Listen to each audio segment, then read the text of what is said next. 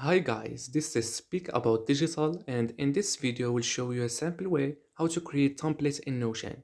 So this is like an easy and short tutorial. Adding your own templates on your PC is quite straightforward. The starting point of templates creation is adding the templates button to your page. Once you insert it, you can design your templates according to your preference. So to generate the templates button and fill it with your content, here is what you need to do. Type /command, then scroll through the list and click on the templates button in the drop-down menu. Rename your button using the button name section. We will name this demo. Start dragging items that you want to add to your template. You can include text, checkboxes, bullet points, headings, or anything else. You can even add sub-pages to your templates and duplicate the contents when pressing the templates button.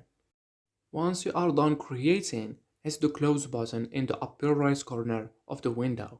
This will complete your configuration and you can now press the templates button to reach the contents you created. And that's it. So hopefully this video helped you out. If it did, you can click the like button, that helps a lot. Thank you and bye bye.